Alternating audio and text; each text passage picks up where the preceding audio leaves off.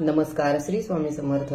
बघा, बऱ्याचदा काय होतं, आपण कुठलंही काम हाताशी घेतलं, कुठलंही काम करायचं ठरवलं तर त्याच्यामध्ये ना खूप अडचणी येतात. म्हणजे काही ना काही विघ्न त्याच्यामध्ये येतं आणि ते काम काही केल्या पुढे सरकत नाही, आपल्या हातून ते काम होत नाही, त्याच्यामध्ये खंड पडतो आणि मग ते असं मागे पडतं आणि त्याचा आपल्याला विसर पडल्यासारखा होतो. कुठलंही काम करायला घेतलं तरी सुद्धा आपल्याला तसंच होतं. थोडक्यात काय, कुठलंही काम करण्यासाठी आपण ते काम हाती घेतलं तर त्याच्यामध्ये अडचणी येतात. मग काय करायचं, अशा वेळी आपण काय करायचं तर बघा, रविवारी परवा दिवशी 28 तारखेला कालाष्टमी आहे. कालाष्टमी ही महिन्यातून एकदा येत असते आणि त्याच्यानंतर 4 ऑगस्टला अमावस्या आहे. अमावस्या सुद्धा महिन्यातून एकदा येत असते.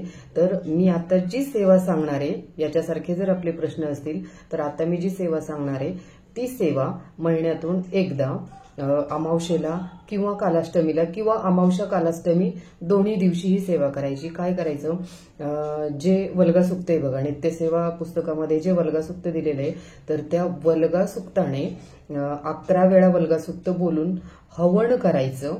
हवन कसं करायचं ते सांगते. त्याच्यानंतर 11 वेळा कालभैरवाष्टक स्तोत्र बोलायचं आणि त्याचं सुद्धा हवन करायचं. हवन कसं करायचं, आता हे नित्यसेवा ग्रंथ आहे, ठीक आहे. तर याच्यामध्ये 197 पानावर जे वल्गा सुक्त दिलेलं आहे तर त्याच्या प्रत्येक ओवीला हे हवन करायचं. म्हणजे काय करायचं, हवन कुंड अगोदर पेटून घ्यायचं, ठीक आहे. आपल्याकडे हवन कुंड नसेल तर आपण विकत घ्यावं किंवा मग लोखंडाची कढई वगैरे असते ती घेतली तरी सुद्धा चालेल. आंब्याच्या समिधा असतात, त्या समिधा आपण विकत आणाव्यात किंवा जमा करून ते लाकडं वगैरे छोटे जमा करून आपण आणले तरी सुद्धा चालेल. किंवा मग पिंपळाच्या झाडाचा जो पालापाचोळा असतो तो जरी आपण जमा करून आणला आणि त्याने जरी हवन केलं तरी सुद्धा चालेल. हवन करण्यासाठी आपल्याला गाईचं शुद्ध तूप घ्यायचं, नाहीतर मग पांढरी मोहरी घ्यायची आणि त्याने हवन करायचं, ठीक आहे. तर हवन कसं करायचं, आता हे जे वेदोक्त वल्गा सुक्त आहे नित्यसेवा ग्रंथ पान नंबर 197 वर, तर त्याच्यामध्ये पहिली ओवी आहे, यांते चक्रू रामे पात्रे यान चक्रू मिश्र धान्ये आम्ही मासे यान कृत्याम या चक्रू पुनः प्रति हरामी ताम. असं झालं की लगेच स्वाहा म्हणून आहुती द्यायची. मग तुम्ही तुपाने जर हवन करणार असाल तर पूर्ण हवन होईपर्यंत तुपच वापरायचं किंवा जर तुम्ही मोहरीने जर हवन करणार असाल तर मग पूर्ण हवन होईपर्यंत पांढरी मोहरीच वापरायची, ठीक आहे. एक आकडा आला म्हणजे एक ओवी झाली की लगेच मग स्वाहा म्हणायचं आणि अग्नीमध्ये स्वाहाकार करायचा.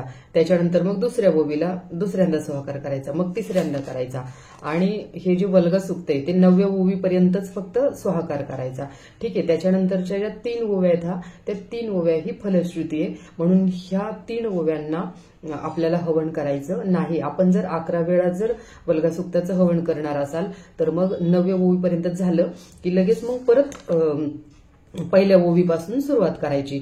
असं आपण 11 वेळा करायचं आणि 11व्या वेळेला म्हणजे शेवटी एकदाच फक्त फलश्रुती म्हणजे या ज्या 3 ओव्या आहेत त्याने हवन करायचं, ठीक आहे. त्याच्यानंतर कालभैरवाष्टक स्तोत्र जे पान नंबर 109 वर दिलेलं आहे बघा नित्यसेवामध्ये, तर कालभैरवाष्टक स्तोत्राने सुद्धा 11 वेळा जर आपण वल्गा सुक्ताने हवन करत असाल तर कालभैरवाष्टक स्तोत्र सुद्धा 11 वेळाच घ्यायचं आणि 11 वेळा हवन करायचं.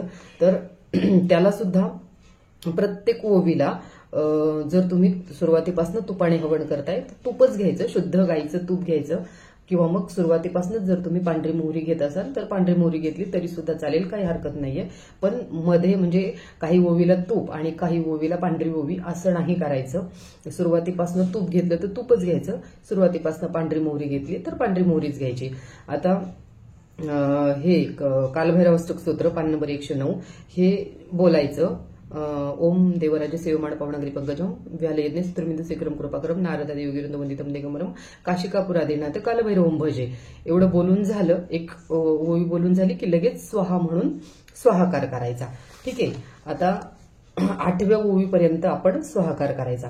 त्याच्यानंतर 11 वेळा जर आपण कालभैरवाष्टक स्तोत्राने हवन जर करत असाल तर मग परत रिटर्न यायचं, परत पहिल्या ओवीपासून 8व्या ओवीपर्यंत आणि जसं वल्गा सुक्ताला सांगितलं तसंच 11व्या वेळेला पूर्ण कालभैरवाष्टक स्तोत्र घ्यायचं. म्हणजे 9वी ओवी जी आहे ती फलश्रुती, आणि फलश्रुती ही शेवटी एकदाच घ्यायची असते.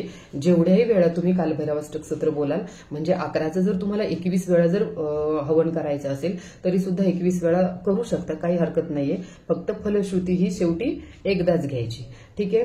ह्या सेवेने खूप छान आपल्याला अनुभव येतील बघा. तर ही सेवा आपण महिन्यातून 2दा म्हणजे कालाष्टमीला आणि अमावस्येला 2 वेळा करू शकता. किंवा मग जर आपल्याला रोज हवन करायचं असेल कालभैरवाष्टक स्तोत्र आणि बलगा सुक्ताने, तर आपण रोज सुद्धा करू शकता. रोज जर करायचं असेल तर आपण फक्त एकदा घेतलं तरी सुद्धा चालेल.